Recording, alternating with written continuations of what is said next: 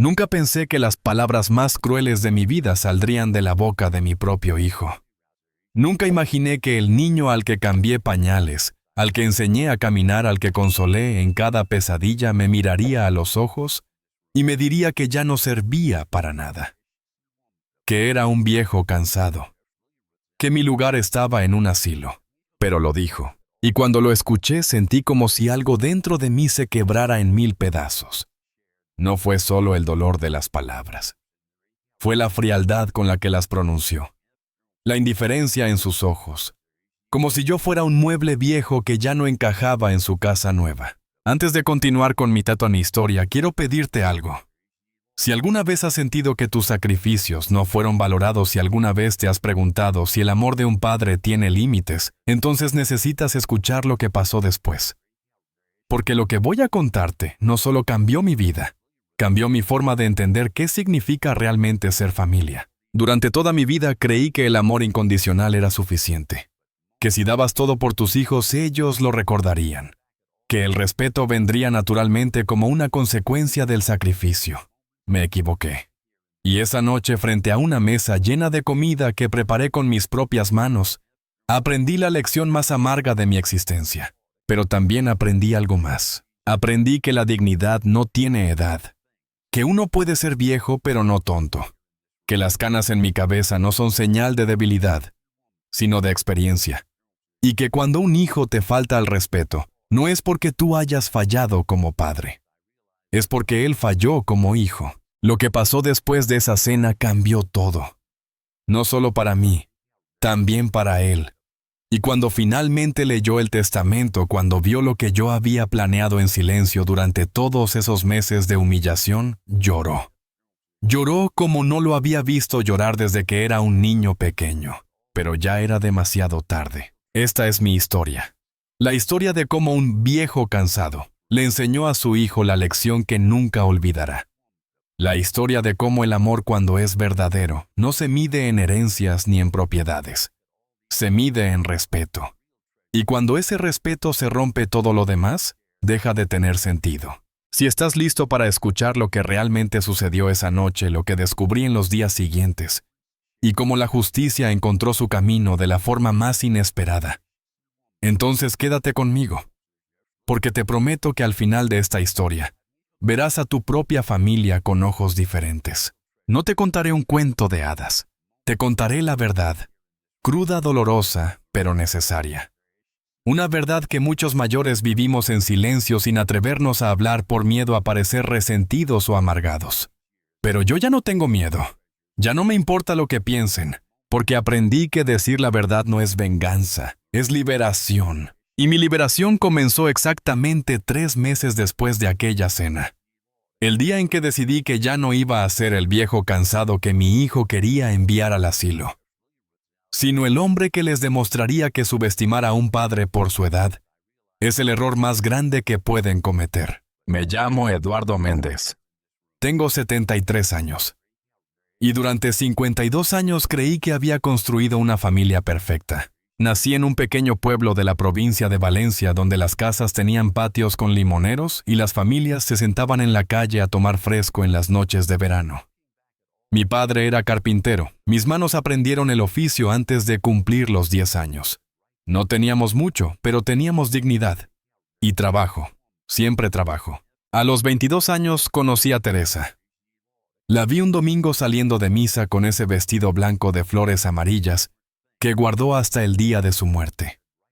Tardé 3 meses en atreverme a hablarle, otros 6 en pedirle que fuera mi novia, y 1 año más en ahorrar lo suficiente para comprar el anillo que le puse en el dedo el día que aceptó casarse conmigo. Nos casamos en el verano del 1974. Ella tenía 21 años, yo 23. No teníamos nada más que amor y las manos para trabajar. Pero era suficiente. O al menos eso creíamos. Los primeros años fueron duros, muy duros. Trabajaba de sol a sol en la carpintería, luego hacía trabajos extras por las noches. Reparaba muebles, instalaba puertas, cualquier cosa que me pagaran. Teresa cosía ropa para las señoras del barrio. Entre los dos, poco a poco fuimos construyendo algo que parecía imposible, una vida digna. Cuando nació Roberto, nuestro primer hijo, sentí que todo el esfuerzo había valido la pena. Recuerdo sostenerlo en mis brazos por primera vez, ese ser diminuto que dependía completamente de mí, y juré que nunca le faltaría nada, que él tendría las oportunidades que yo nunca tuve. Cumplí mi promesa. Quizás demasiado bien. Roberto creció sin conocer el hambre, sin saber lo que era usar zapatos rotos o ir al colegio sin libros. Le pagamos la universidad completa, ingeniería industrial en Valencia. Nos costó años de privaciones, de no renovar nuestro coche, de no salir de vacaciones, de comer menos para que él comiera mejor. Pero lo hicimos con alegría, porque eso es lo que hacen los padres, ¿verdad? Se sacrifican. 3 años después, llegó Clara, nuestra hija. Dulce, cariñosa, siempre preocupada por los demás. Estudió enfermería y se fue a trabajar a Madrid cuando se casó con un buen hombre, un médico llamado Javier. Viven lejos, tienen sus propias vidas, sus propios hijos. Nos llamamos cada semana. Ella siempre pregunta cómo estoy, si necesito algo, si he ido al médico. Clara nunca olvidó de dónde venía, pero Roberto era diferente. No me malinterpretes. Roberto siempre fue brillante. El mejor alumno de su clase, después el ingeniero más joven de su empresa. Se casó con Vanessa hace 15 años. Una mujer elegante de buena familia, acostumbrada a cosas que nosotros nunca tuvimos. Desde el principio noté algo en su mirada cuando visitaba nuestra casa. Una especie de desdén, como si nuestros muebles viejos, nuestras fotos en las paredes, nuestra forma de hablar le resultaran incómodos. Teresa lo notó también. «Esa mujer no nos quiere aquí», me dijo una noche después de una cena particularmente tensa. «Tarde o temprano va a convencer a Roberto de que nos alejemos». Yo la tranquilicé. Roberto es nuestro hijo. Conoce nuestros sacrificios. Nunca permitiría algo así. Qué equivocado estaba. Teresa murió hace 2 años. Cáncer de páncreas. Rápido, cruel, devastador. En 6 meses pasó de ser la mujer fuerte que conocí toda mi vida a una sombra de sí misma.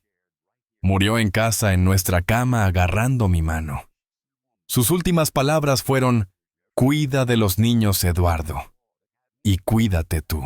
Después de su muerte todo cambió. La casa que habíamos comprado con tanto esfuerzo se sentía demasiado grande, demasiado vacía.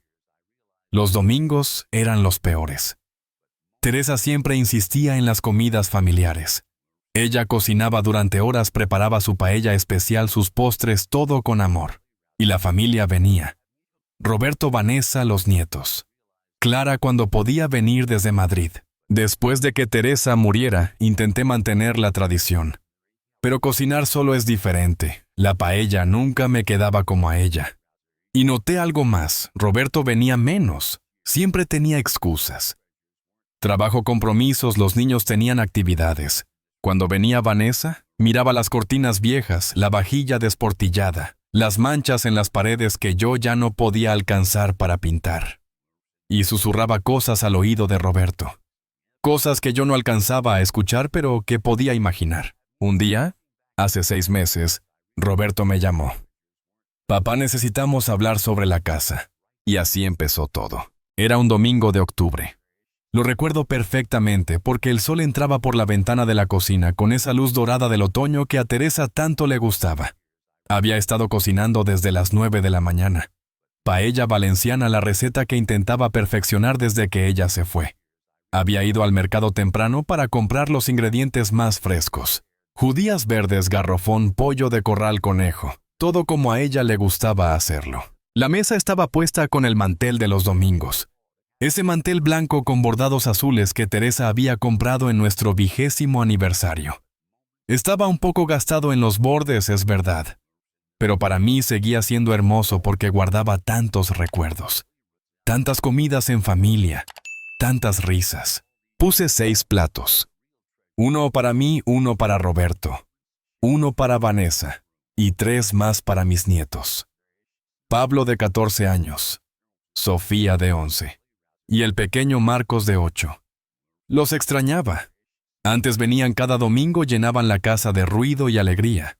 Ahora los veía una vez al mes, si tenía suerte. El olor de la paella llenaba toda la casa.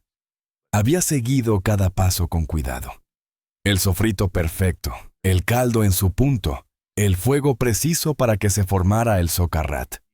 Ese fondo tostado que hace que una paella sea verdaderamente especial. Teresa me enseñó que el secreto no está solo en los ingredientes.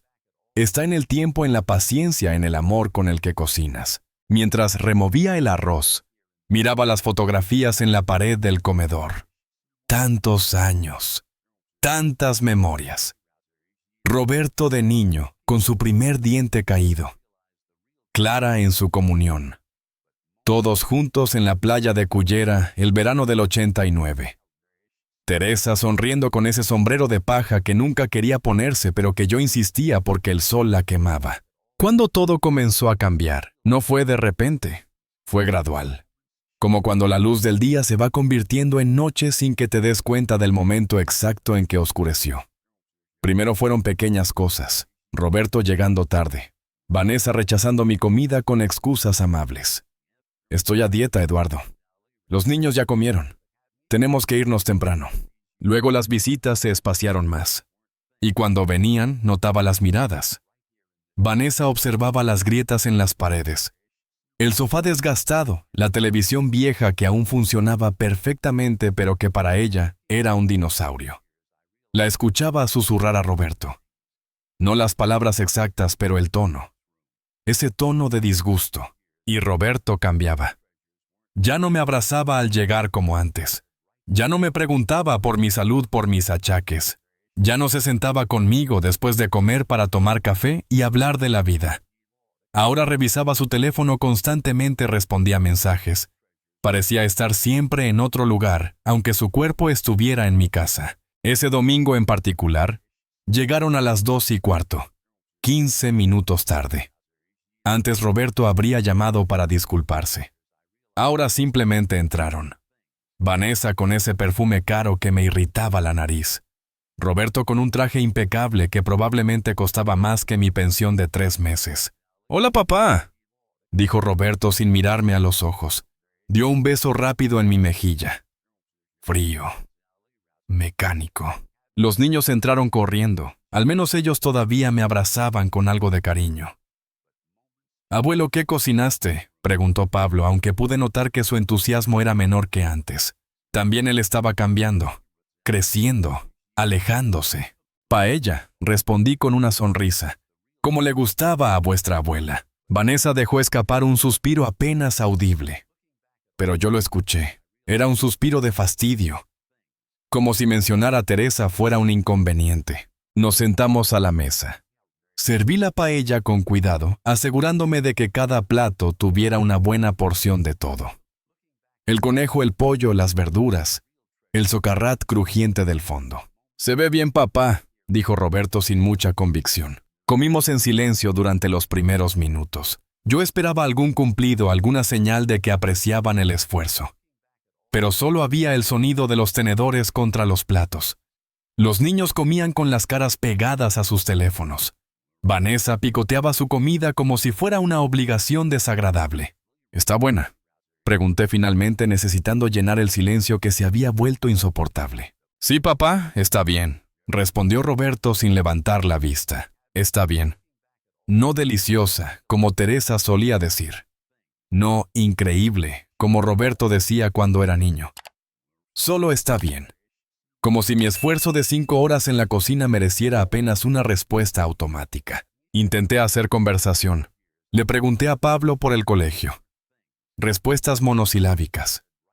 A Sofía por sus clases de piano. Lo dejé, abuelo. Nadie me había dicho. A Marcos por sus amigos. Se encogió de hombros y siguió mirando su teléfono. Vanessa finalmente habló. «Eduardo, ¿has pensado en lo que te comentó Roberto la semana pasada?» El corazón me dio un vuelco. Roberto había llamado hablando de opciones para mí, de soluciones para mi edad. Había usado palabras suaves, pero yo entendí el mensaje. Querían que vendiera la casa. «No he decidido nada todavía», respondí con calma, aunque por dentro sentía un nudo en el estómago. «Es que no tiene sentido que estés solo en esta casa tan grande», continuó Vanessa. Su voz era dulce en la superficie, pero había acero debajo. A tu edad necesitas cuidados, compañía. Hay lugares muy buenos donde estarías mejor atendido. Lugares. No dijo asilos, pero ambos sabíamos de qué hablaba. Esta es mi casa, dije suavemente. La casa que construí con Teresa. Pero mamá ya no está, intervino Roberto. Por primera vez en toda la comida me miró directamente a los ojos. Había algo en su mirada que no reconocí. Una dureza. Y tú estás envejeciendo, papá. Cada vez te cuesta más mantener este lugar. Las escaleras, el jardín. Es peligroso. Peligroso. Mi propia casa era peligrosa ahora. Me las arreglo bien, insistí. Ah, sí. La voz de Vanessa subió ligeramente de tono. Roberto me contó que la semana pasada te caíste en el baño. Me había resbalado con el jabón. Una tontería. Un golpe sin importancia. Pero claro, Roberto se lo había contado a ella y ahora lo usaban como evidencia de mi incapacidad. Fue nada, un resbalón. La próxima vez podrías romperte la cadera, dijo Vanessa. ¿Y entonces qué? ¿Quién va a cuidarte? Roberto trabaja todo el día. Yo tengo mis compromisos. No podemos estar pendientes todo el tiempo. Nadie les había pedido que estuvieran pendientes. Yo no era un inválido. Tenía 73 años, es cierto. Me dolían las rodillas. Me cansaba más rápido que antes, pero seguía siendo un hombre capaz de cuidar de sí mismo. No necesito que nadie me cuide, dije, y mi voz salió más firme de lo que esperaba. Hubo un momento de tensión. Los niños dejaron de mirar sus teléfonos, sintiendo que algo importante estaba sucediendo. Roberto intercambió una mirada con Vanessa. Una mirada que lo dijo todo. Ya lo habían hablado entre ellos. Ya habían tomado una decisión. Esta conversación no era para pedirme mi opinión. Era para informarme de lo que iban a hacer. El resto de la comida transcurrió en un silencio aún más pesado. Intenté preguntarles por sus vidas, por sus planes, pero las respuestas eran breves, distantes. Era como si estuvieran cumpliendo con un deber desagradable. Como si estar en mi mesa comiendo mi comida fuera una carga que soportaban por obligación. Cuando terminamos, ofrecí postre. Había comprado tarta de Santiago, el favorito de Roberto cuando era niño. No, gracias, papá. Tenemos que irnos, dijo sin siquiera mirar la tarta. Pero si apenas llegaron hace una hora, protesté débilmente. Tenemos cosas que hacer, dijo Vanessa mientras ya se ponía de pie. Los niños recogieron sus cosas sin despedirse adecuadamente. Pablo murmuró un «Adiós, abuelo», mientras salía. Sofía me dio un beso rápido en la mejilla. Marcos ya estaba en la puerta. Roberto se quedó un momento más. Se acercó a mí, y por un segundo pensé que me abrazaría, que me diría algo cariñoso, que el hijo que yo conocía todavía estaba ahí dentro. Pero en lugar de eso carraspeó. Ese sonido que haces cuando vas a decir algo importante. Algo que has estado posponiendo. «Papá», comenzó, y su voz tenía un tono que nunca le había escuchado.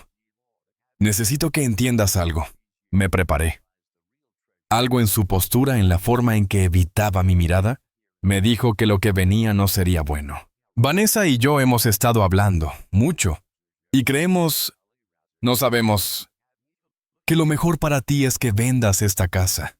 Roberto, ya hablamos de esto. No, papá, escúchame. Su voz se volvió más dura. Esta casa se está cayendo a pedazos. Tú te estás cayendo a pedazos. Cada domingo venimos aquí y es más deprimente que el anterior. Deprimente. Mi casa llena de recuerdos de su infancia, de su madre, de nuestra vida juntos. ¿Era deprimente? No necesitas tanto espacio. Con lo que saques de la venta puedes pagar una buena residencia. Estarías cuidado, tendrías compañía de gente de tu edad, actividades. No quiero ir a una residencia, dije, y mi voz tembló ligeramente. No es lo que quieres, papá. Es lo que necesitas. Roberto puso su mano en mi hombro. No fue un gesto de cariño. Fue un gesto de autoridad. Como si él fuera el padre y yo el niño. Ya no puedes seguir viviendo solo. Es irresponsable. Irresponsable. Yo que había trabajado cada día de mi vida desde los 14 años. Yo que había levantado una familia sin pedir ayuda a nadie. Yo que había pagado su educación universitaria con el sudor de mi frente. Ahora era irresponsable. Vanessa apareció en la puerta del comedor. Había estado esperando en el coche, pero claramente decidió que necesitaba participar en esta conversación. Su presencia lo cambió todo. Ya no era solo mi hijo hablándome. Era ellos dos, unidos contra mí. Eduardo, dijo con esa voz suave que usaba cuando quería parecer razonable. Entendemos que esto es difícil para ti, pero tienes que pensar en tu futuro, en tu seguridad. Mi seguridad está aquí en mi casa, respondí. Roberto soltó un suspiro de exasperación. Papá, por favor, no te hagas el difícil. Ya no estás en edad de ser terco. Terco defender mi hogar era ser terco ahora. Además, continuó Vanessa acercándose a la mesa donde todavía quedaban los platos sucios de la comida. Esta casa vale mucho dinero. En esta zona, con el mercado actual, podría sacar fácilmente 400,000 euros. 350,000 mínimo. Ahí estaba. El verdadero motivo. No era mi seguridad. No era mi bienestar. Era el dinero. El valor de la casa que Teresa y yo habíamos pagado con décadas de trabajo. No voy a vender, dije con toda la firmeza que pude reunir. Papá, Roberto comenzó, pero Vanessa lo interrumpió. ¿Y qué vas a hacer con tanto espacio? Mírate. Apenas puedes mantener limpia la cocina. El jardín está descuidado. Las persianas se están cayendo. Esta casa necesita reformas que tú no puedes hacer ni pagar. Cada palabra era como una puñalada. Era cierto que me costaba más mantener todo en orden, que algunas cosas se me escapaban, que ya no tenía la fuerza de antes para arreglar todo lo que se rompía. Pero eso significaba que tenía que abandonar el único lugar donde todavía sentía cerca a Teresa. Puedo contratar a alguien que me ayude, dije. ¿Con qué dinero? La voz de Roberto subió de tono. Tu pensión apenas te alcanza para vivir. Y si te enfermas y necesitas medicinas caras, ¿entonces qué? Me las arreglaré como siempre lo he hecho. ¿Ya no puedes arreglártelas solo? Roberto prácticamente gritó. Los niños que habían salido al coche probablemente lo escucharon. Tienes 73 años. No eres el mismo hombre que eras. El silencio que siguió fue devastador. Roberto se dio cuenta de lo que había dicho. Vi un destello de algo en sus ojos. Arrepentimiento, vergüenza. Pero duró solo un segundo antes de que la máscara volviera a su lugar. Lo siento, papá, pero alguien tiene que decirte la verdad. Su voz se suavizó, pero las palabras seguían siendo crueles. Ya no eres joven, ya no eres fuerte. Necesitas aceptar tu edad. Acepto mi edad, dije así. Y sentí como mi voz comenzaba a quebrarse. Lo que no acepto es que mi propio hijo me trate como si fuera un estorbo. Nadie dijo que fueras un estorbo. Intervino Vanessa rápidamente. Demasiado rápidamente. No tienen que decirlo. Lo veo en sus caras cada vez que vienen, si es que vienen. Miré a Roberto directamente a los ojos. Antes venías cada domingo. Luego fue cada 2 semanas. Ahora si te veo una vez al mes, es mucho. Y cuando vienes es claro que preferirías estar en cualquier otro lugar. Papá, tengo trabajo, tengo una familia que atender. Yo también soy tu familia. Las palabras salieron más alto de lo que pretendía. Soy tu padre. O eso ya no significa nada. Roberto apretó la mandíbula. Pude ver que estaba conteniendo su frustración. O su ira. Ya no estaba seguro de cuál. Fue entonces cuando Vanessa decidió quitarse la máscara completamente. Mira, Eduardo, vamos a hablar con franqueza. Se cruzó de brazos y me miró como si estuviera hablando con un niño caprichoso. Esta situación no puede continuar. Roberto se pasa los domingos angustiado pensando en si te habrás caído, si habrás dejado la estufa encendida, si estarás bien. Yo no puedo vivir viendo a mi marido así de preocupado. Entonces que deje de preocuparse. Estoy bien. No estás bien. Su voz se elevó. Vives solo en una casa enorme hablándole a las fotografías de tu esposa muerta. No hables así de Teresa. Me puse de pie tan rápido que la silla cayó hacia atrás. Vanessa. Roberto la reprendió, pero sin mucha convicción. Alguien tiene que decir las cosas como son. Continuó ella sin inmutarse. Vivir en el pasado no es sano. Teresa murió hace 2 años. Ya es hora de que sigas adelante. Las lágrimas empezaron a picar en mis ojos. ¿Cómo se sigue adelante cuando has perdido a la persona con la que compartiste 50 años de tu vida? Vanessa, basta, dijo Roberto, pero era demasiado tarde. Ella había empezado y ahora no iba a detenerse. En una residencia conocerías gente nueva, harías amigos, tendrías actividades. Aquí solo estás pudriéndote en vida rodeado de cosas viejas y recuerdos de gente que ya no está. Esta es mi casa. Repetí, pero mi voz sonaba débil, incluso para mí. Esta casa es una carga, dijo Vanessa. Para ti y para nosotros. Y seamos honestos, Eduardo. Cuando ya no estés, alguien tendrá que encargarse de vaciarla, venderla, lidiar con todo. ¿Por qué no hacerlo ahora mientras todavía puedes tomar decisiones? Ahí estaba otra vez. No les importaba mi bienestar. Les importaba heredar. Les importaba no tener que lidiar con el desorden de mi muerte cuando llegara. Querían solucionar el problema ahora. Y yo era el problema. Roberto se frotó la cara con las manos. Parecía cansado. O quizás solo harto de toda la situación. «Papá», dijo finalmente, y había algo definitivo en su tono. Algo que me heló la sangre.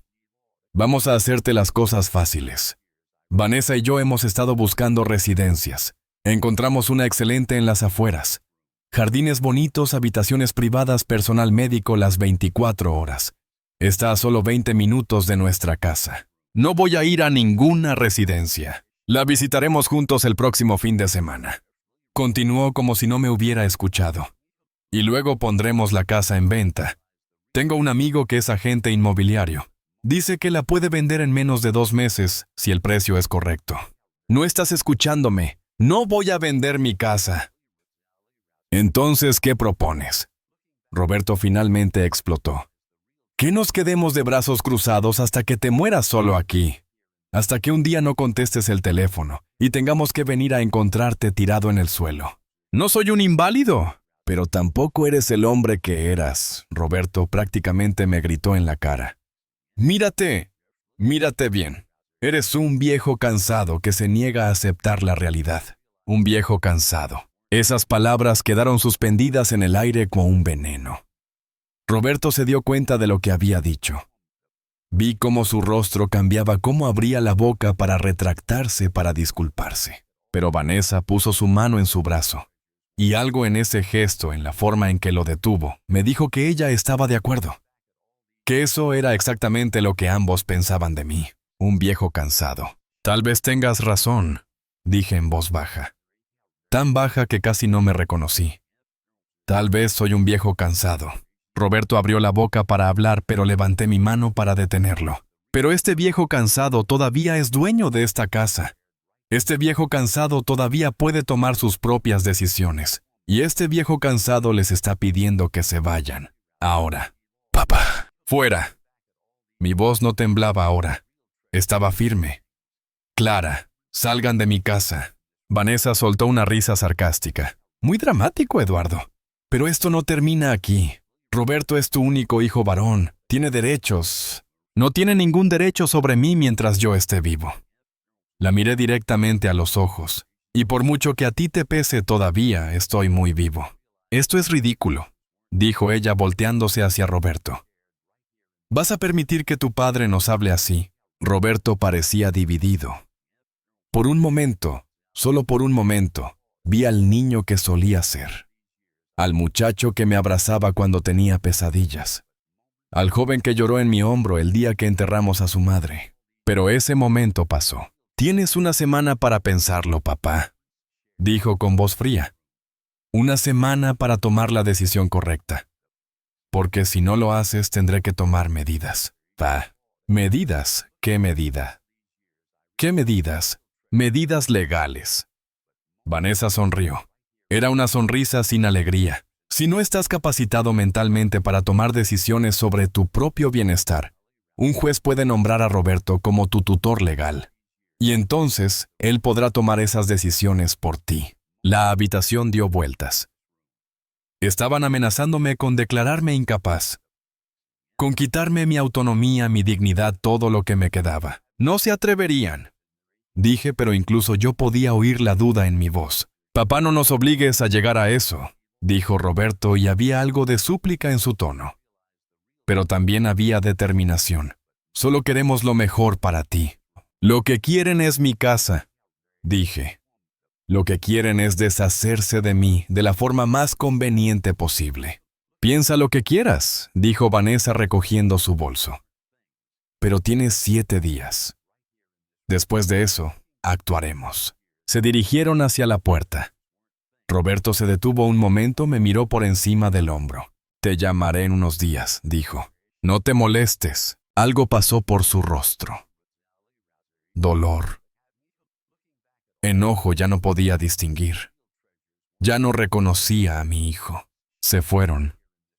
Escuché el coche arrancar y alejarse, y entonces me quedé solo en mi casa. En mi casa llena de recuerdos y fotografías y cosas viejas que para ellos no valían nada, pero para mí lo eran todo. Miré la mesa todavía llena de platos sucios. La paella que había preparado con tanto cuidado y que nadie había disfrutado realmente. El mantel que Teresa había bordado. Las sillas donde solíamos sentarnos como familia. Y por primera vez en 2 años desde la muerte de Teresa me permití llorar. No lloré solo por las palabras crueles.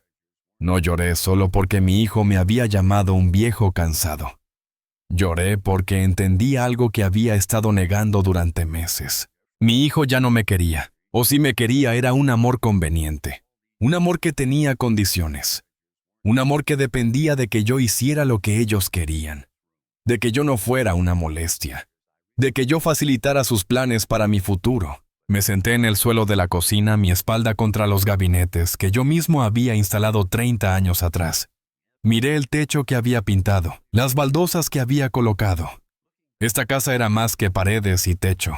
Era el testimonio físico de mi vida entera. Y mi propio hijo quería que la vendiera como si no significara nada. No sé cuánto tiempo pasé ahí sentado. El sol se fue ocultando. La luz dorada del otoño se convirtió en el gris del atardecer. Y en esa penumbra algo dentro de mí cambió. El dolor seguía ahí. La traición ardía en mi pecho como un hierro caliente. Pero debajo de eso algo más empezó a crecer. Determinación. Si Roberto pensaba que podía intimidarme, que podía asustarme con amenazas legales y presiones emocionales, estaba equivocado.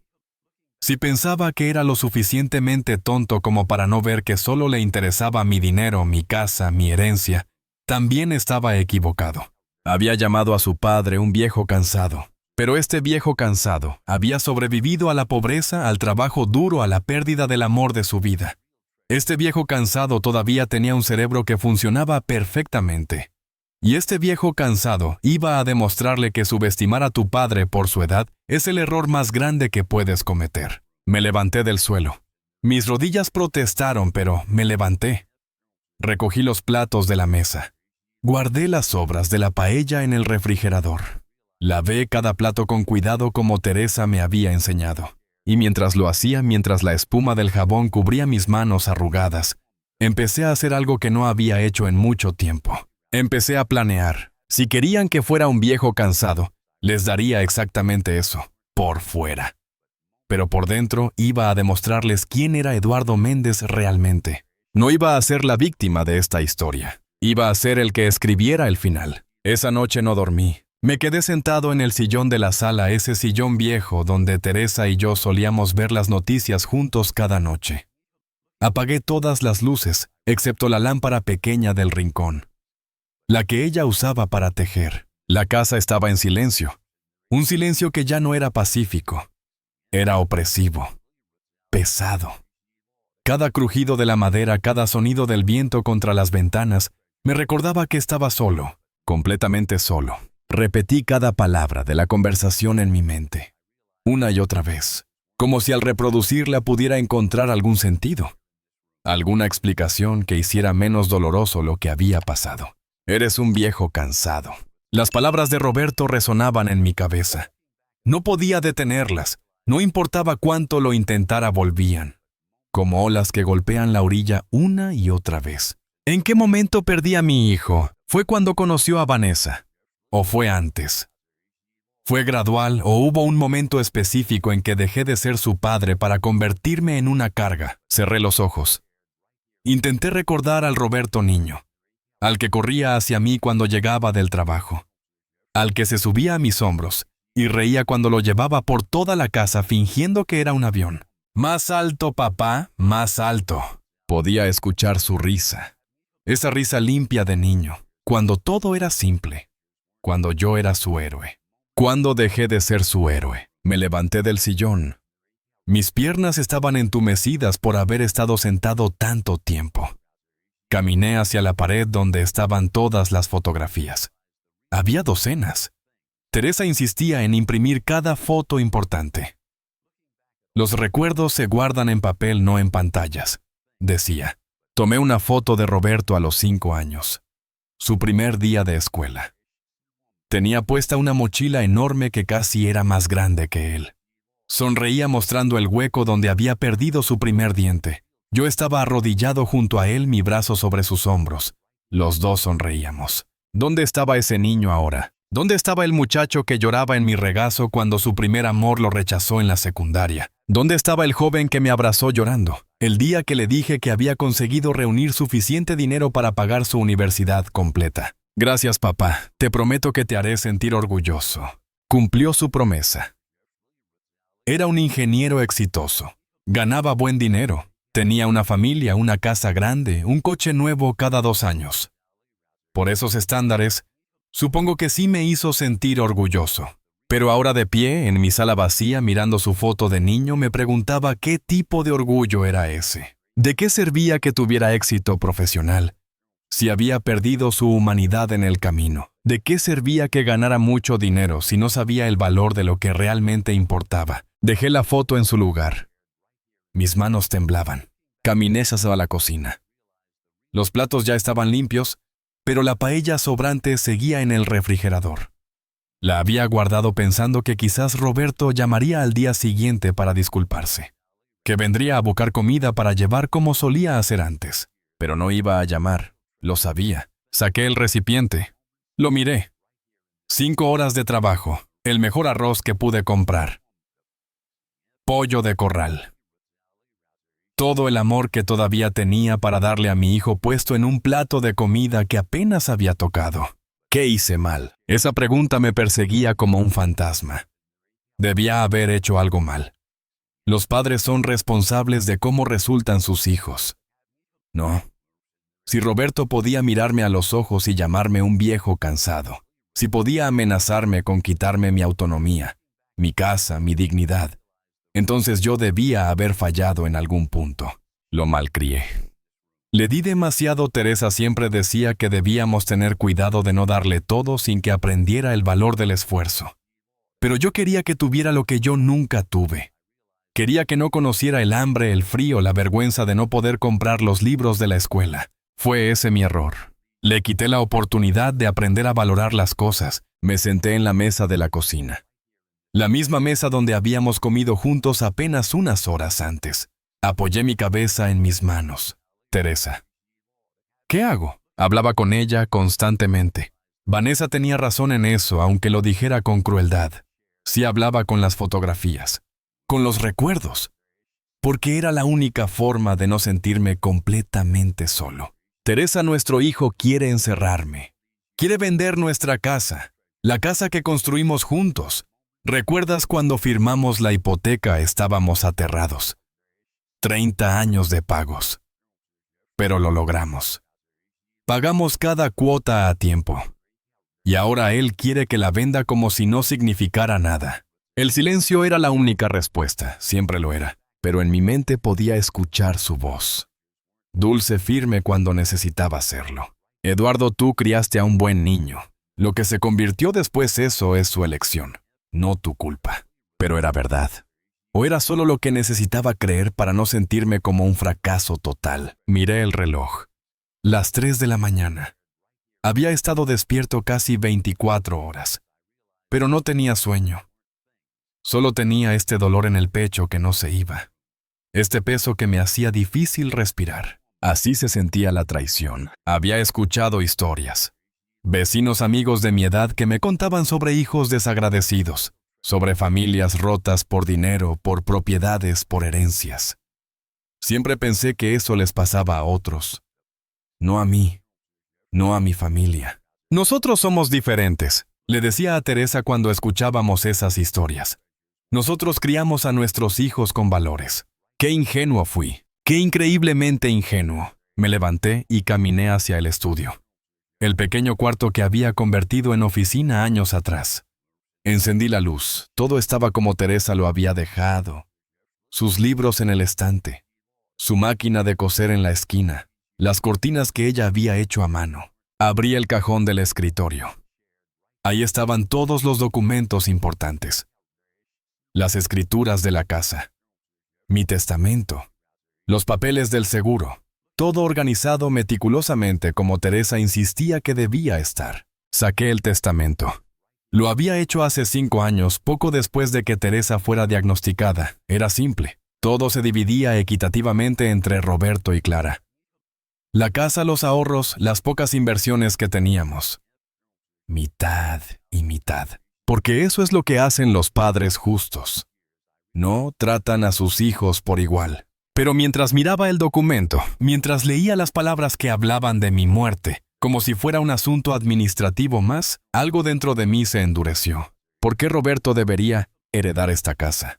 ¿Por qué debería recibir el fruto de mi vida entera cuando claramente no valoraba nada de lo que representaba? ¿Por qué debería recompensarlo por tratarme como basura? El pensamiento me asustó. No era propio de mí. Yo no era una persona vengativa. Nunca lo había sido. Teresa siempre decía que yo era demasiado blando, que perdonaba demasiado fácil. Pero esto no era sobre venganza. Era sobre justicia. Era sobre dignidad. Era sobre no permitir que me pisotearan solo porque tenía 73 años. Y ya no era el hombre fuerte que solía ser. Guardé el testamento en el cajón. Pero algo había cambiado. Una semilla había sido plantada en mi mente. Volví a la sala. El cielo empezaba a clarear. Los primeros rayos del amanecer se filtraban por las cortinas. Un nuevo día comenzaba. Me senté de nuevo en el sillón. Cerré los ojos. Esta vez no para intentar dormir, sino para pensar. Si Roberto creía que podía intimidarme con amenazas legales, necesitaba protegerme. Si pensaba que podía declararme incapaz mentalmente, necesitaba demostrar lo contrario. Si creía que era un viejo confundido que se aferraba a una casa por puro sentimentalismo, necesitaba mostrarle que estaba equivocado. Necesitaba un plan, pero más que eso necesitaba ayuda. No podía hacer esto solo. Roberto tenía razón en una cosa: ya no era tan fuerte como antes. Mi mente estaba clara, pero necesitaba a alguien que me ayudara a navegar el mundo legal. Alguien que me aconsejara. Alguien en quien pudiera confiar. Pensé en Clara, mi hija. Ella nunca me había tratado como una carga. Cada semana llamaba, preguntaba por mi salud, me decía que me quería. Cuando venía a visitarme desde Madrid, traía flores para poner en la tumba de su madre.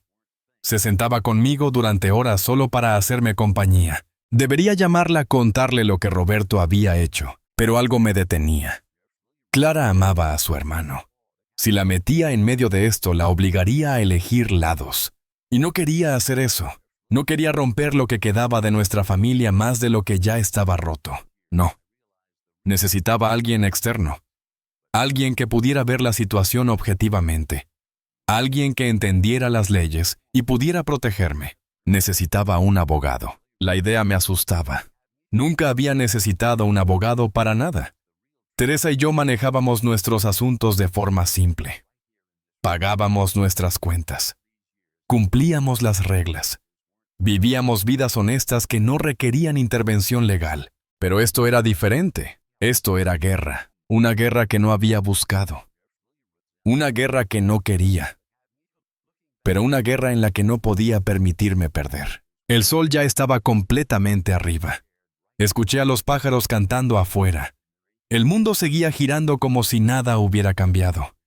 Como si mi corazón no estuviera roto en 1000 pedazos. Me levanté del sillón.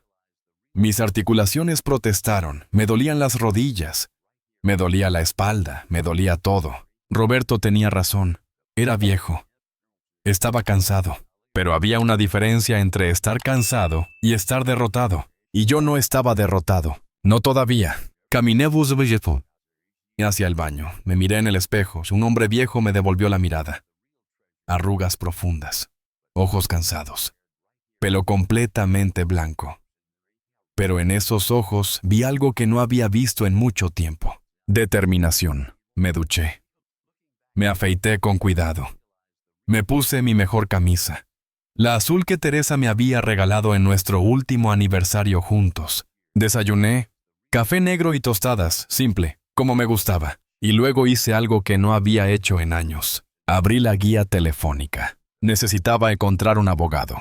Uno bueno. Uno que no me tratara como a un viejo confundido. Uno que entendiera que defender tu dignidad no tiene edad. Mientras pasaba las páginas, mientras buscaba nombres de bufetes legales, sentí algo que no había sentido desde que Teresa murió. Sentí esperanza. No esperanza de que Roberto cambiaría. No esperanza de que todo volvería a ser como antes. Eso estaba perdido para siempre. Sino esperanza de que podía sobrevivir esto. De que podía salir de esta traición con mi dignidad intacta. De que podía demostrarle al mundo, y más importante demostrarme a mí mismo, que Eduardo Méndez todavía importaba. Que todavía tenía valor. Que todavía tenía voz. Y que esa voz sería escuchada. Pero al amanecer algo dentro de mí cambió. Si había aprendido algo en mis 73 años de vida, es que las respuestas no llegan solas. Hay que buscarlas. El lunes por la mañana llamé al despacho de Alonso en Martínez Abogados. Era un bufete pequeño pero respetable que había visto recomendado en el periódico local. Pedí una cita urgente. ¿Para qué tipo de asuntos, señor?, preguntó la recepcionista. Asuntos familiares, respondí. Las palabras me dolieron. Y testamentos. Me dieron cita para esa misma tarde a las 4. Pasé la mañana preparándome. Reuní todos los documentos que pensé que podrían ser necesarios.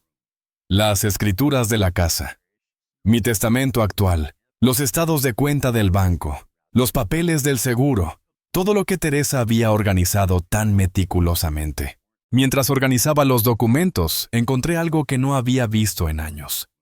Una carta, escrita con la letra temblorosa de Teresa durante sus últimos días.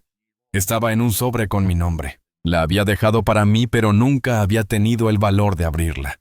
Era como si al leerla su muerte se volviera más final, más real. Pero ahora sentado en nuestro estudio con mi vida destrozándose a mi alrededor, necesitaba su guía. Abrí el sobre con manos temblorosas. Mi querido Eduardo, si estás leyendo esto, significa que ya no estoy contigo. Y probablemente significa que estás pasando por algo difícil. Te conozco, mi amor. Solo abrirías esta carta si realmente la necesitaras. Quiero que sepas que los mejores 50 años de mi vida fueron contigo. Cada día, cada momento. Incluso los difíciles. Especialmente los difíciles porque los enfrentamos juntos. Te preocupas tanto por todos. Por mí, por los niños, por hacer lo correcto. Pero, Eduardo, a veces hacer lo correcto significa defenderte. Significa no dejar que te pisoteen solo por ser amable. No sé qué situación enfrentarás sin mí, pero conozco tu corazón. Sé que estarás dudando de ti mismo, preguntándote si eres egoísta por querer protegerte. No lo eres. La bondad sin dignidad no es bondad, es debilidad. Y tú nunca has sido débil, mi amor. Eres el hombre más fuerte que he conocido, no por tus músculos, sino por tu corazón. Pero hasta el corazón más fuerte necesita protección a veces. Protégete, Eduardo. Valórate. Y recuerda que el amor verdadero no pide que te destruyas por él. Si alguien te hace sentir pequeño, no es porque seas pequeño. Es porque ellos son pequeños y necesitan hacerte sentir así para sentirse grandes. No lo permitas. Vive tu vida con la frente en alto. Y cuando llegue tu momento, reúnete conmigo sabiendo que nunca traicionaste quién eres. Te amo, siempre, Teresa. Las lágrimas corrían por mis mejillas. Leí la carta 3 veces. Cada palabra era como si Teresa estuviera sentada junto a mí tomando mi mano, dándome el valor que necesitaba. Guardé la carta en mi bolsillo. La llevaría conmigo a la reunión con el abogado. Como un talismán. como recordatorio de por qué estaba haciendo esto. A las 3:30 tomé el autobús al centro. Podría haber conducido, pero últimamente prefería no hacerlo.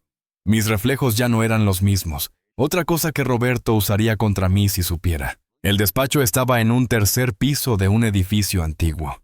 Subí las escaleras lentamente. Mi orgullo no me permitió tomar el ascensor.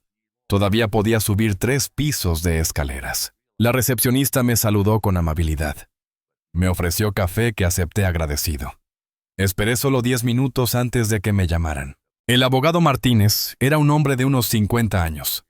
Pelo canoso, en las sienes gafas de leer una sonrisa cálida que me puso un poco más cómodo. Señor Méndez, siéntese, por favor. ¿En qué puedo ayudarle? No había preparado un discurso, así que simplemente dije la verdad. Mi hijo quiere encerrarme en un asilo y vender mi casa. Me amenazó con declararme incapaz si no accedo. Necesito protegerme. El abogado Martínez se reclinó en su silla. Me estudió por un momento. Luego asintió. Cuénteme todo desde el principio. Y lo hice. Le conté sobre el domingo, sobre las palabras de Roberto, sobre Vanessa y sus amenazas, sobre sentirme traicionado por el hijo que había criado con tanto amor. No omití nada, ni siquiera las partes que me hacían sentir avergonzado. Martínez escuchó sin interrumpir, tomaba notas ocasionalmente. Cuando terminé, suspiró. Señor Méndez, lamentablemente su historia no es única. Veo casos como este cada vez con más frecuencia. Hijos que ven a sus padres mayores como obstáculos más que como personas. ¿Puede ayudarme? Puedo. Y lo haré. Se inclinó hacia adelante. Primero necesito que entienda algo. Legalmente, mientras usted esté en plenas facultades mentales, nadie puede obligarlo a hacer nada. Ni vender su casa, ni ir a una residencia. Nada. Pero él habló de declararme incapaz. Es muy difícil hacerlo. Necesitaría pruebas médicas, evaluaciones psiquiátricas. No puede simplemente decir que usted no está capacitado y que un juez lo crea. El sistema protege a las personas mayores precisamente para evitar este tipo de abusos. Sentí como si un peso se levantara de mi pecho. Entonces, ¿qué puedo hacer? Varias cosas. Primero, le recomiendo una evaluación cognitiva completa con un médico de mi confianza. No porque yo crea que la necesite, sino para tener documentación oficial de que está perfectamente capaz. Será su escudo si su hijo intenta algo legal. Asentí. Tenía sentido. Segundo, hablaremos de su testamento actual. Puedo verlo. Le pasé el documento. Lo leyó cuidadosamente. Está bien redactado. Legal. Clara división entre sus 2 hijos. Me miró por encima de sus gafas. ¿Quiere cambiarlo? La pregunta quedó suspendida en el aire. Quería cambiarlo. Esa decisión significaría hacer real la ruptura con Roberto. Significaría admitir que la relación estaba rota más allá de la reparación. No sé, admití. Es vengativo hacerlo. Señor Méndez, su testamento es su última voluntad. No es venganza proteger lo que construyó de las personas que le faltan al respeto. Es justicia. ¿Y si me arrepiento? Puede cambiar su testamento las veces que quiera mientras viva. No es permanente hasta que usted fallezca. Si Roberto cambia, si se disculpa genuinamente, puede modificarlo. Pensé en esto. Pensé en Teresa. En su carta. El amor verdadero no pide que te destruyas por él. Quiero cambiarlo, dije finalmente. Pero necesito pensarlo bien. Decidir qué es justo. Tómese su tiempo. Mientras tanto, hay algo más que debemos hacer inmediatamente. Un poder notarial. Actualmente, si usted se enfermara gravemente, si quedara temporalmente incapacitado Roberto como su único hijo varón, podría tener preferencia legal para tomar decisiones por usted. Necesitamos nombrar a alguien más. Alguien que usted confíe completamente. Mi hija Clara. Perfecto. Redactaré los documentos. Clara tendrá poder legal para tomar decisiones médicas y financieras por usted, solo si usted no puede hacerlo.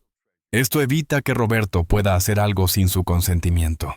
Me sentía como si estuviera en medio de un campo de batalla, pero finalmente tenía armadura. ¿Cuánto tiempo tomará todo esto? La evaluación cognitiva puedo arreglarla para mañana. El poder notarial puedo tenerlo listo en 2 días.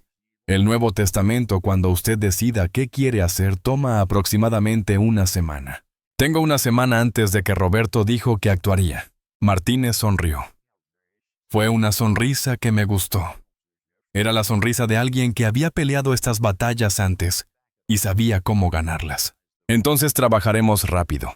Y señor Méndez, una cosa más. Sí, no le diga a su hijo que está haciendo esto. Todavía no. Que él piense que está considerando sus opciones. Que piense que quizás está ganando. Y cuando llegue el momento correcto, cuando tenga todas sus piezas en su lugar, entonces podrá mostrarle su mano. Salí del despacho sintiéndome diferente. Más ligero, más fuerte.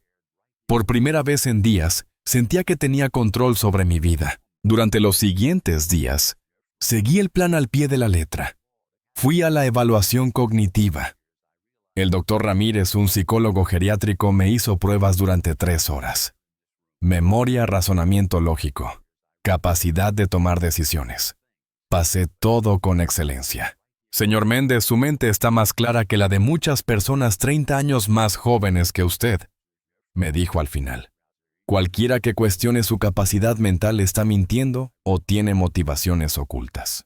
Las palabras fueron como un bálsamo. Roberto estaba equivocado. Yo no era un viejo confundido.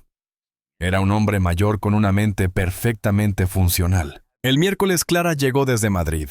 Le había pedido que viniera sin explicarle por qué.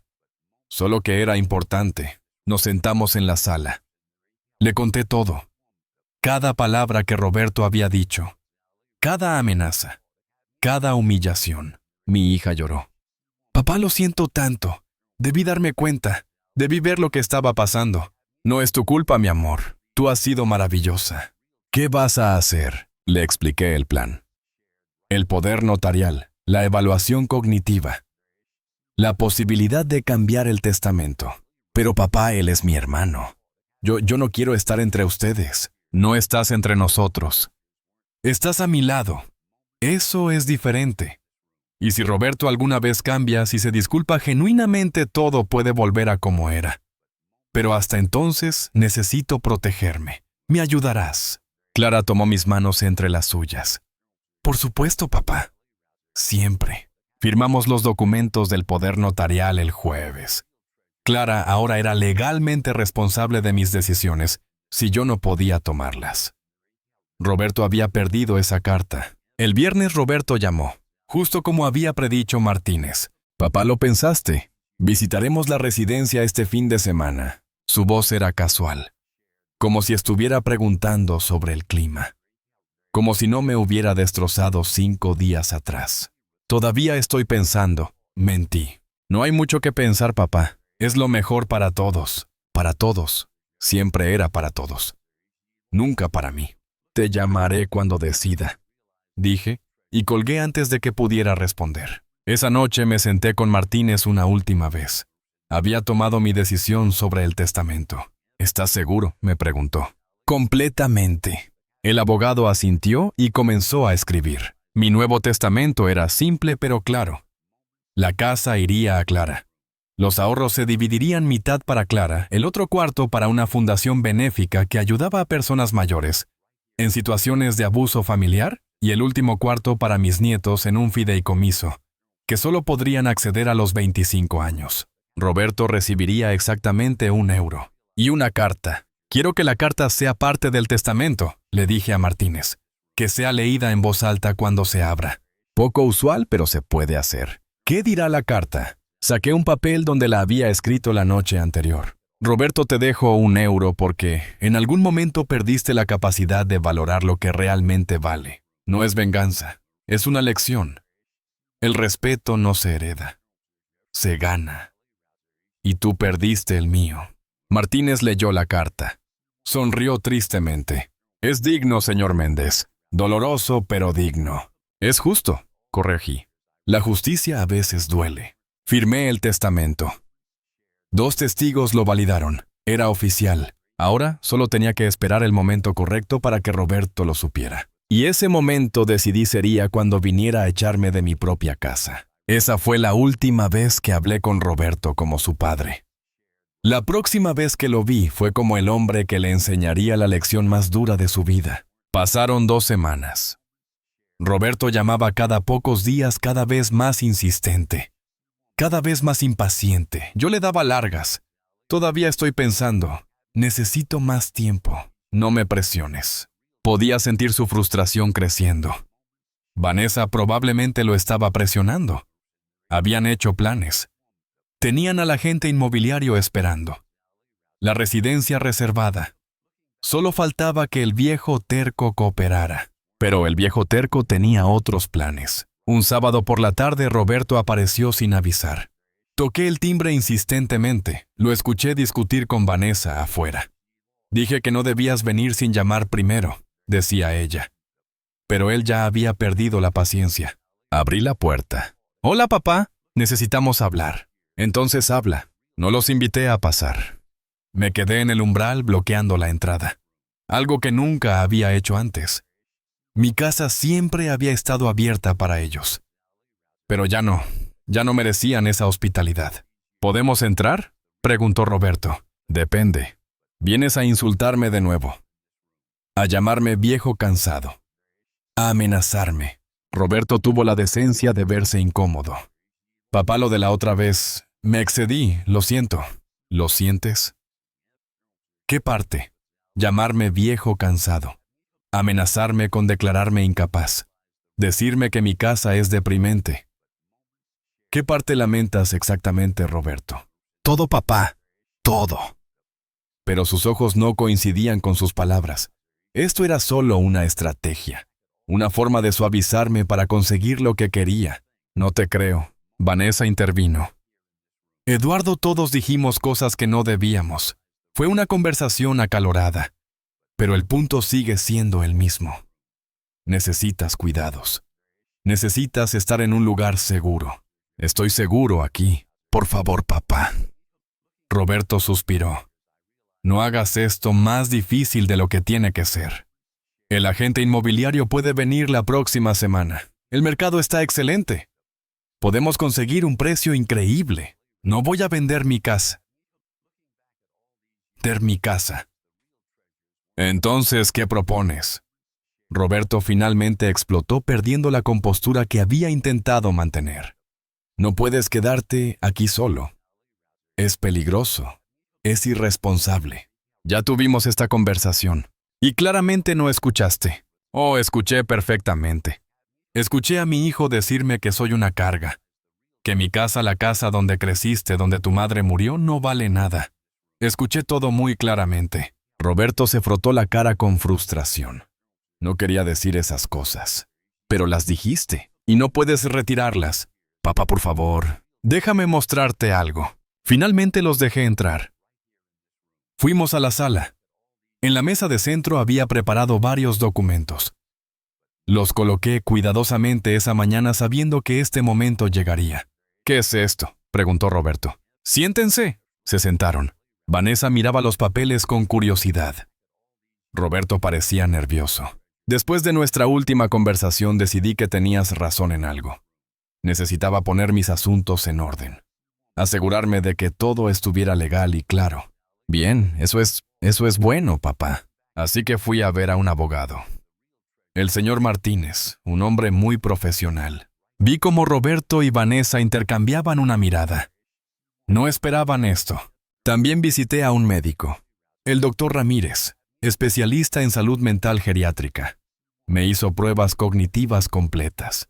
¿Por qué hiciste eso?, preguntó Vanessa, y había un tono de alarma en su voz. Porque ustedes amenazaron con declararme incapaz. Así que conseguí documentación médica oficial que prueba que mi mente está perfectamente sana. Mejor que la de muchas personas 30 años más jóvenes que yo, según el doctor. Le pasé el informe médico a Roberto. Lo leyó, su rostro palideciendo con cada línea. Papá, nosotros nunca... Sí lo hicieron. Vanessa amenazó con medidas legales. Con conseguir que me declararan incompetente para quitarme el control de mis propias decisiones. Fue solo... Estábamos preocupados. No, estaban impacientes. Saqué otro documento. Este es un poder notarial, firmado y notariado. En caso de que yo quede incapacitado, mi hija Clara tiene autoridad legal completa sobre mis decisiones médicas y financieras. Roberto se puso de pie de golpe. Le diste poder a Clara. Yo soy tu hijo. Yo debería. ¿Deberías qué, Roberto? Deberías tener el poder de encerrarme contra mi voluntad. De vender mi casa. De controlar mi vida, no. Ese poder se gana con respeto. Y tú perdiste mi respeto. Esto es ridículo. Vanessa también se puso de pie. Clara vive en Madrid. Ni siquiera está aquí para cuidarte si algo pasa. Clara me llama cada semana. Me pregunta cómo estoy. Viene a visitarme cuando puede. Me trata como a una persona, no como a un problema que resolver. Confío en ella. No confío en ustedes. ¡Soy tu hijo!, Roberto gritaba ahora. Tengo derechos. Tienes los derechos que yo te doy. Y ahora mismo no tienes ninguno. Vanessa agarró su bolso. Esto es absurdo. Vámonos, Roberto. Que se quede en su casa vieja. Cuando se caiga y se rompa la cadera, veremos quién tiene que venir a recoger los pedazos. Espera. Mi voz los detuvo. Hay una cosa más que deben saber. Saqué el último documento, una copia certificada de mi Nuevo Testamento. También actualicé mi testamento. El silencio fue absoluto. Roberto miraba el documento como si fuera una serpiente venenosa. No necesitas mostrarnos eso, papá, dijo nerviosamente. Oh, creo que sí necesito. Abrí el documento. Esta casa que tanto quieren vender va para Clara. Los ahorros se dividen entre Clara, una fundación benéfica, y un fideicomiso para mis nietos. Y la voz de Roberto era apenas un susurro. Tú recibes 1 euro. Y una carta. 1 euro. Vanessa prácticamente escupió las palabras. Eso es una burla. No, es una lección. Miré directamente a Roberto. La carta explica por qué. Pero básicamente dice que en algún momento perdiste la capacidad de valorar lo que realmente importa. Que el respeto no se hereda. Se gana. Y tú perdiste el mío. Roberto se dejó caer de nuevo en el sofá. Parecía haber envejecido 10 años en los últimos minutos. No puedes hacer esto, dijo débilmente. Ya está hecho, firmado, notariado, completamente legal. Lo pelearemos. Vanessa estaba furiosa. Diremos que Clara te manipuló, que el abogado se aprovechó de un viejo confundido. Inténtenlo. Tengo evaluaciones médicas que prueban mi capacidad mental. Tengo documentación completa de cada paso que tomé. Y tengo testigos, incluido un abogado respetable, que pueden testificar que tomé estas decisiones por mi propia voluntad, sin presión de nadie. Papá. Roberto finalmente encontró su voz, y por primera vez había lágrimas en sus ojos. No puedes desheredarme. Soy tu hijo. Eres mi hijo. Pero eso no te da derecho a maltratarme, a faltarme al respeto, a tratarme como si fuera basura. Nunca te traté como basura. Me llamaste un viejo cansado. Dijiste que mi casa era deprimente, que yo era una carga, que ya no servía para nada. Mi voz se quebró ligeramente. ¿Cómo llamas a eso? Roberto lloraba ahora. Lágrimas reales corriendo por sus mejillas. Lo siento, papá. Lo siento mucho. Vanessa y yo teníamos presiones financieras y pensaste que yo era la solución. Que podías vender mi casa, meterme en un asilo barato y quedarte con la diferencia. No es así. No, entonces explícame, Roberto. Explícame por qué de repente, después de 2 años de visitarme cada vez menos, decidiste que era urgente. Gente que me vendiera mi casa. Explícame por qué Vanessa conocía el valor exacto de mercado de esta propiedad. Explícame por qué ya tenían agente inmobiliario esperando. No pudo explicar. Porque no había explicación que no fuera la verdad obvia. Pueden irse ahora. Papá, podemos arreglar esto, suplicó Roberto. Puedo cambiar. Puedo ser mejor. Dame otra oportunidad. ¿Una oportunidad para qué, Roberto? Para convencerme de cambiar el testamento de nuevo. Para fingir que me quieres hasta que muera. Y entonces descubrir que no heredaste nada. No es por el dinero. Entonces no debería importarte el testamento. Los miré a ambos, Roberto llorando, Vanessa furiosa, y sentí nada. No sentí el dolor desgarrador que había sentido 2 semanas atrás. Sentí paz. Pueden quedarse en mi vida si quieren. Pueden visitarme y llamarme a actuar como familia, pero será en mis términos. Con respeto.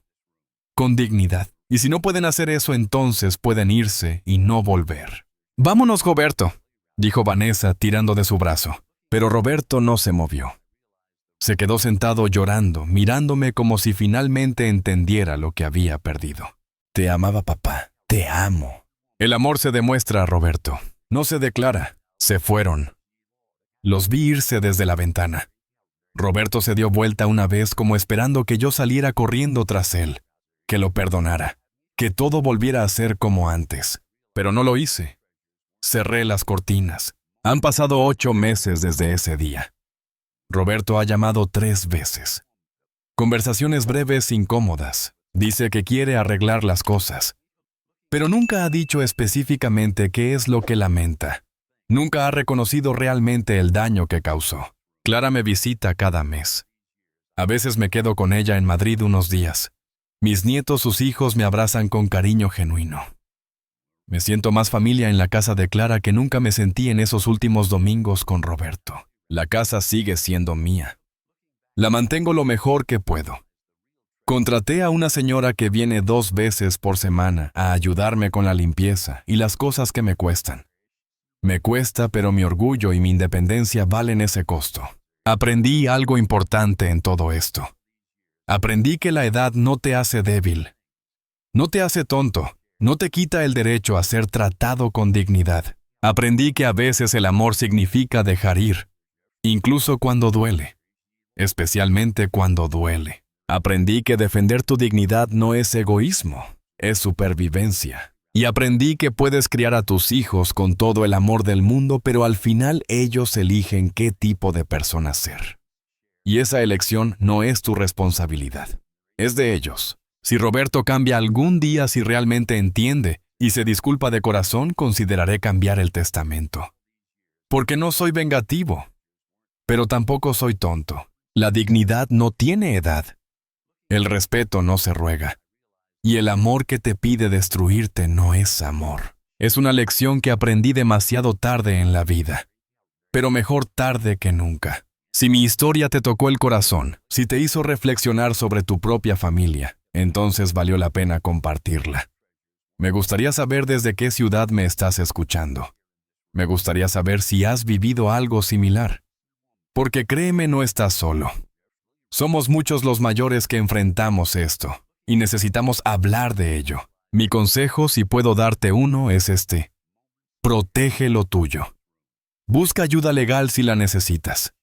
No permitas que nadie, ni siquiera tu propia familia, te haga sentir que no vales nada por tener años. Tienes derecho a vivir con dignidad hasta tu último día. No lo olvides. Y si tienes padres mayores, por favor, trátalos con el respeto que merecen.